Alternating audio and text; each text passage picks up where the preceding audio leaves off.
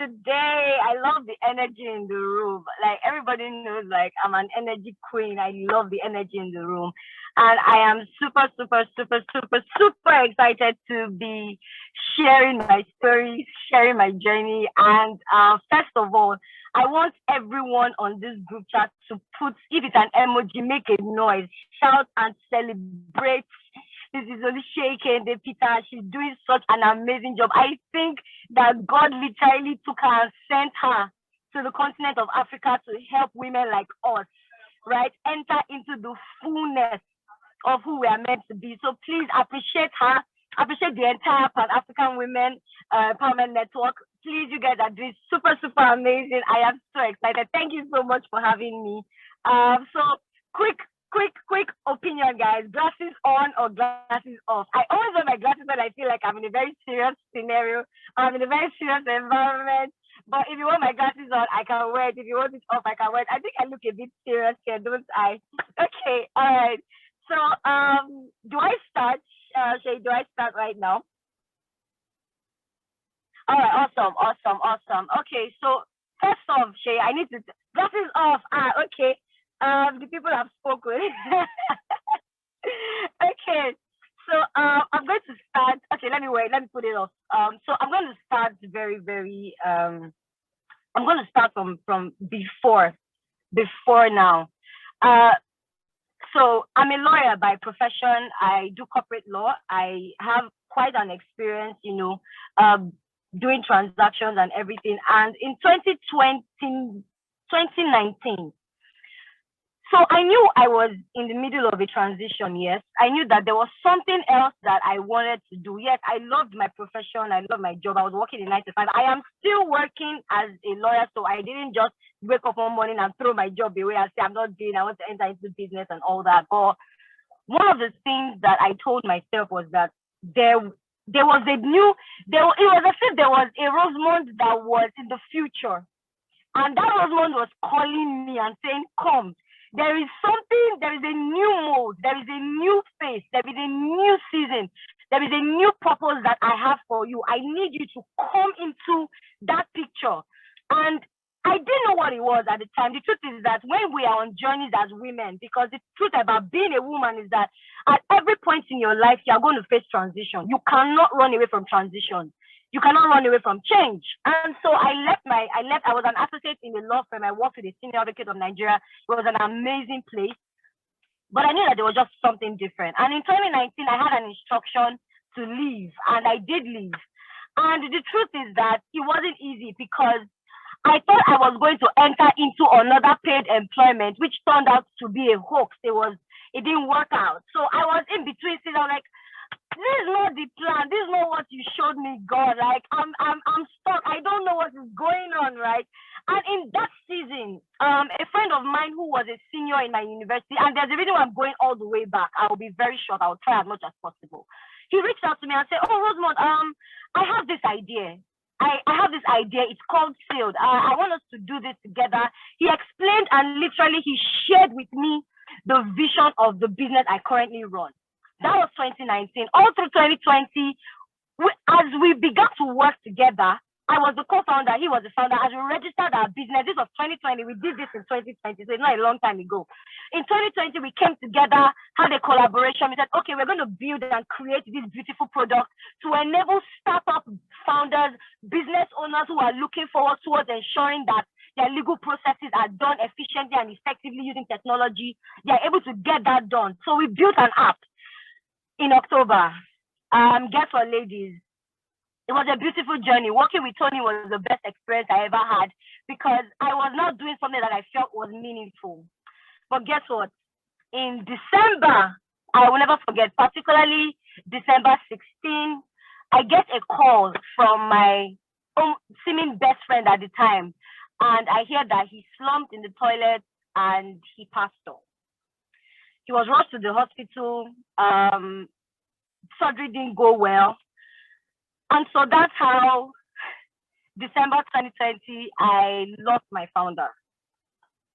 And that was one of the most, that was one of the most heartbreaking, most painful and most sorrowful experiences I'd ever experienced, because I now began to feel like how widows feel. Because yes, we were not my, but we built something together. And at that time when I lost him, I was like, God, did you just give us this vision to just throw us under the bus? What is going on here? And there were so many issues. So December was a very tough period for me.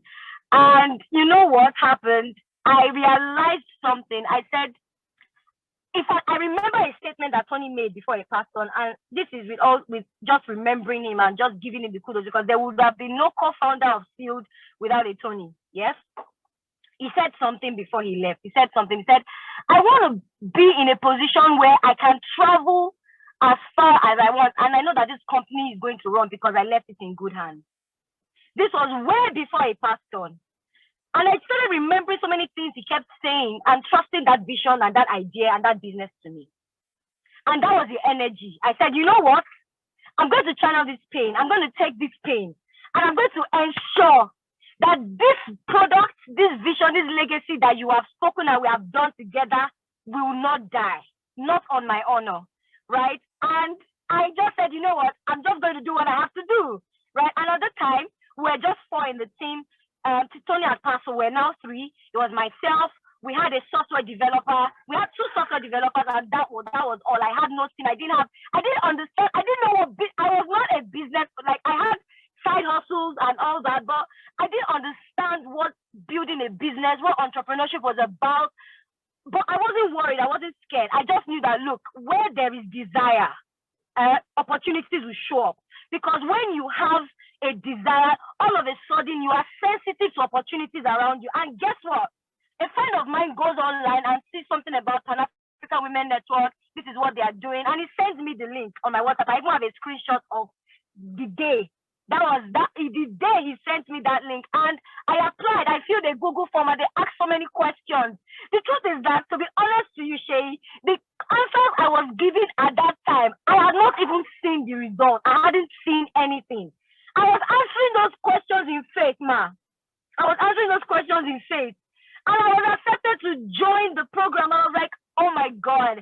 And then I got in and I got into the onboarding session, the same session that you're having today. And I'm like, this is exactly what I need. Like, you're going to be talking about the mindset of the entrepreneur. You're going to be talking about building a business. You're going to be talking about knowing your product market fit, being able to understand your customers, your clients, digital marketing. I'm like, wow.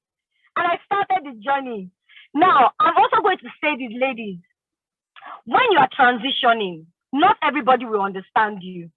And you must give allowance to be misunderstood. Do you understand me? Like, you have to be in a position where you are comfortable with the fact that not everybody is going to understand the journey you are going through. You are the one that sees the vision you are seeing. You are the one that sees what you are seeing. And so guess what? I went completely off radar. In fact, it was an instruction I got. You know, at that time, I was just worried, okay, what's going to happen? I was always so worried about what people say and all that. And I'm a believer as well, and I cannot talk about my journey without acknowledging God and acknowledging the presence of the Holy Spirit. I got an instruction, and I heard in my spirit, Madam, go offline. I will be the one to announce you myself. Go and do the work. Go and prepare. Go and prepare. Stop going up and down on social media and trying to make noise so that everybody can know you exist. Just go and do the work. And do you know what? I went offline. So not that I threw away my phone, no. I switched up my Instagram, switched up my Facebook. I did everything, and then I was offline. But in that period, guess what? That's being offline. I was learning every single thing under the Pan-African Women Network. There are Pan-African Women programs that were going on. So our session, I think it was from March to August, September, right? So January and February, I used that opportunity to just reassess myself. And you know, she talked about knowing your why. I sat down and said, Rosemond, do you really want to start this? Do you want to go on this journey? And I asked myself why. I now had a why. There was a legacy to preserve. There was a vision that had been handed over onto me. There was a vision that I birthed with someone, and he is depending on me to carry out that vision and ensure that legacy is preserved. That was my why. I could have just given up and said, you know what, I'm not doing it again, right? But I channeled, you know, there are a lot of people and there are different reactions we have to pain. I took that pain and I channeled it. I transformed that pain to energy. And I said, this was my why. I used 2 months to sit down and say, this was it. And so every week I gave my 101%. When I got into my peer group, I was in Rebecca Enochong peer group 5. I can never forget my girls. Like, we became friends, all of us. Like, we used to gist on our group. One was from Kenya, one was from Botswana, one was from South Africa. We're 2 Nigerians and all that. I think we're about 6 or so. And once we got there, of course, there was the question of who was going to be the class rep. Me, I don't used to wait until they point to me. I will raise up my hand. Yes, I want to be the class rep. I want to volunteer. Ladies, put yourself out there, right? And so I got in, and I remember the very first session that we had, and the topic was developing your entrepreneurial mindset. It was by Jenny Hauser, right? And that was where she began to talk about understanding. Yeah, I was talking about understanding what your why was. And another thing that made so much sense was that each and every session was so timely. It was like I was being taken on a journey of how to build. So from March, April, May, and June, guess what? I had learned what people who just dabble into business without any form of training, that will use 10 years making unnecessary mistakes, I had learned it in 4 months. And not only had I learned it in 4 months, I was not confident enough to start making decisions within the company. So when we started having challenges with our product, I could not say, no. According to, I was not speaking like an intellectual. I was like, according to research. I was like, according to, according to this, because I was listening to a lot of speakers coming to talk about facts. I was listening to people coming to talk about digital marketing. I was not able to see that, look, having a product does not automatically mean you will be successful in business. Having the right strategy, having the right penetration method, understanding your cash conversion cycle, understanding the industry. Now, I'm in the legal industry. The legal industry is different from the fashion industry. The fashion industry is different from health industry. So you must understand the industry that you're in. So I was not just come and buy my product. Now I was comfortable enough to be quiet. I was comfortable enough to retreat and go back and strategize. I have my diary here. I wish I brought my diary for this program. You would see it was full to the brim, right? I remember when we now had to design our product market fit, and we had that what do they call it now, business model canvas. Guys, like when you're talking about who are your key customers, who are your key partners, what are the key resources you need, what do you need in terms of time, what do you need in terms of revenue. It was like I could literally see a vision board of what my company needed, where I was, what exactly I needed, and it was just so easy. Now let me tell you what this knowledge did for me. I was able to sit down and decide that these were the products that we're going to release. This was how we're going to go about it. So there was so much clarity, ladies. There was clarity, right? If I had just run and I was like, oh, I'm a businesswoman and all that, I would have made some progress, right? But I would have made too many mistakes. The essence of mentorship, and you can put that in writing, the essence of mentorship and training is for you to be able to live the lives of those who have gone ahead of you without making their mistakes. I'll say that again. The essence of training and mentorship is for you to live the lives of those who have gone ahead of you without making the same mistakes they made. And so I could listen to people talk about the mistakes that they made, and I knew that I can't repeat those mistakes. And I was telling Shay before this call, one of the speakers who came, and I feel like I almost feel like I'm having an epiphany right now. His name is Fusayo Okunsoya. He came to talk about the customer and understanding your product market fit, because that was a challenge for me. I knew I had a product, but I didn't really understand, who did it fit and who didn't. So I brought something. After the session, I worry not the carry laugh. Immediately after the session like this, I just sent him a message on LinkedIn. I said, sir, now the thing is that when you are meeting people who you are inspired by, don't come from the place of, sir, please come and mentor me. Come and help my life. Do you know what I did? I offered value. I said, sir, I am aware that you have published so and so book. I would love to purchase this so amount of copies. Immediately, I connected with him and we had a one-on-one sitting session. It's value, right? And then we sat down and we spoke for hours. And guess what? I got his book. right? The anatomy of business. This was him, and I don't know if he's going to be coming back on that session. And when we sat down and we spoke that was in April. I cannot forget. That was one of the most life-changing moments of my life. He broke down the strategy of execution and how haste is not speed.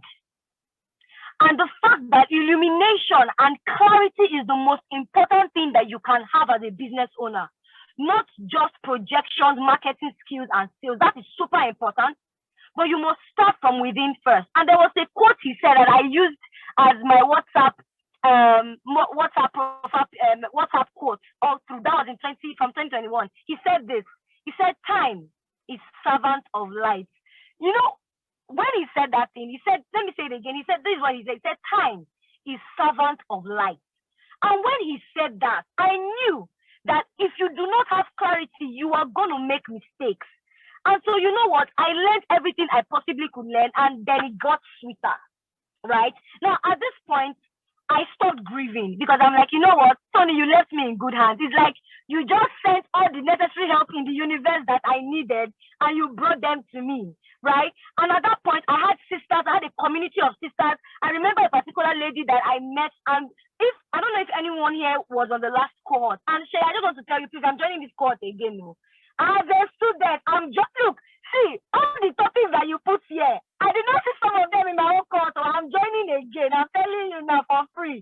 So it's in the public domain, right? And then I remember that particular time, you know, I was preparing for a competition. So within that period, you know, I will always say this: when the student is ready, the teacher will appear.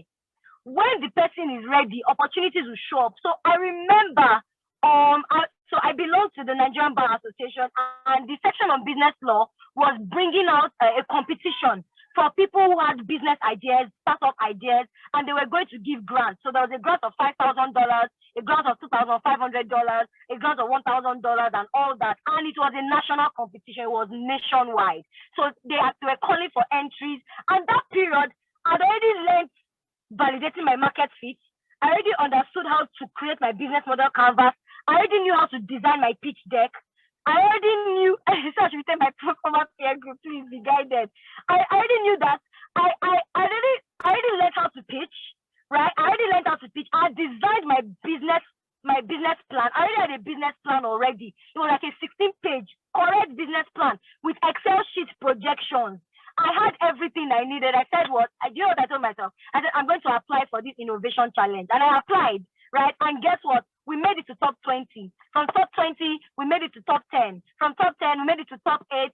And then from top 8, we had to go through series of interview sessions. I remember I had to create, now every presentation, everything I did, guess what? I used my mobile phone. I didn't even use my laptop. I used my phone to design everything. The video content and everything. I uploaded it on YouTube on how I demonstrated how to show how the app worked. I did a video, and because I learned some of these things by virtue of participating in the program, I uploaded it. And guess what? It was not the day for the pitch. Now, sisters, as the good Lord we even have it, guess what? I think all things work together for good, really. This dress I'm wearing, these glasses I'm wearing was the same dress I wore on the day that I even made my pitch presentation at the time where I won that grant. As in, it's just so funny, right? So I made a presentation, and guess what? Because it was virtual, I wasn't feeling fine at the time. It was later I now discovered that I was diagnosed with COVID. I had COVID. But even as sick as I was, right? I carried my laptop. I said, you know what, this presentation will do it. I carried my laptop. I went to a restaurant because I was not in a very good place to go home or be in the office. I went to a restaurant and I did the presentation. The way I'm speaking, the way you are seeing me online, and then I did the presentation. And there were about 8 people presenting. Somebody came with one mad health tech solution like this. All came like, hey God, see people, oh. And they're like, 3 women there, and I was like, hey God, I sure presented, and with my energy, now you know, now vibes on vibes, you have to give it like what else. And I remember the question that one of the judges, and this was not as if, it was not Chingon judges, though, it was judges that were captains of industry. So, as in, this one is not even like a child's play. And I remember one of the judges shot me a question. And guess what the question was? He said, what makes your product offering unique? In other words, they were asking, what's your USP? Which was one of the things that we had learned in that program. And I remember one of the assignments that we were given as peer group members was to be able to decide what your product service offering was going to be, what your unique service provision, your provider, whatever it is, was going to be. And I articulated it, and it was in my head. So even when as they were asking me the question, I was saying, thank you very much for that very interesting question. And I answered like a boss. Like I answered like a boss. You get right? And they answered and they nodded their head, and that was it. And then of course it was time to make the announcement. They said second runner up with sum of $1,000, this one, that one. Everybody shouted. I was like, hey God, oh, my destiny outside. I said, God, help me. Because it was also a voting thing. People had to vote. The judges had to speak. And I remember I sent messages to my peer group members. They voted for me. I remember I even sent a link on one of the Pan-African women groups that we belong to. Ladies supported me. They sent messages. So I got support of a community, right? My law community, they supported. And then they announced first runner up. And guess what? I was called. And so we got $2,500. And of course, first place and all that, and we got the money in cash. This one is not that you hold big check and then you'll be waiting to collect money. We got the money in cash, right? And this was in July. I remember the competition was in July 14, and by July 15, from going to a place of grief, of loss, to confusion, to clarity, to building connection, to where I was able to now clearly define who I was, what I was offering. I knew my value statement as a person. We knew our value statement as a business. I was holding a grant in my hand, and I was like, wow. I could look back and I was like, every single journey was worth it, right? And so the months after were just like super, super amazing for me. And now it got to a point where we had climbed the mountain. And I always say this, and I'm sure you've heard this somewhere as I'm about to round off. The reward for good work is more work. The reward for good work, if truly you have done good work, your reward is more work. And the end of one mountain is the beginning of another. So we had gotten past the space of getting approval. Now we had internal challenges because we had to now begin to redefine what the product was doing, recalibrating and understanding and reaching our customers. And to date, we are still on that journey. So like I said, the journey of an entrepreneur, the journey of a woman, the journey of transition, it does not end. But you can get help along the way. And this was the best platform that gave me, honestly, I attended so many communities, I had so many business communities, but none gave me the most impact like the Pan-African Women Empowerment Network. Why? Because it was just too on point. My advice for each and every one of us here, I know that it's very, very easy to be very motivated in the beginning. You guys have 13 weeks to do this. We had 6 months, March, April, May, June, July, August, and I think everything, 6 months of consistency. The laws of the universe, they don't reward action. They don't reward unnecessary activities, momentum. They reward consistency. And it was hard, but I had to do it. I knew what the driving force was. I knew that if I get to a point where I start messing up, not that I'm afraid of ghosts, but I believe that my father will just be looking at it like, is this what I told you? Was this what we discussed? You understand? So I had a why, right? And even when there were days where I was not motivated, I told myself, you've come this far. Even if you don't get it right, you've come this far to give up now. Where are we today? As I speak to you, from a team of just 3, we're a team of 6. We have a chief technical officer. We have a product manager who has worked with InterSwitch before. We have a product designer and we have legal practitioners that are on standby. We have data compliance practitioners and the truth is that I didn't get all these people because I told them I'll pay you dollars. I nurtured relationships because relationships is currency. So beyond just learning and build relationships, network, open your heart, ensure that you are consistent. And I can tell you that the journey never stops. Enjoy the ride because sometimes you feel good, sometimes you don't. This time last week, I was on a very heated conversation with my team and I was not happy. But guess what? We moved because some days it's good, some days it's not, right? But you have to move and you have to develop and you have to grow. And that's my little tiny journey. I hope I didn't take so much time, but I just want to say that this is the best opportunity for each and every one of you to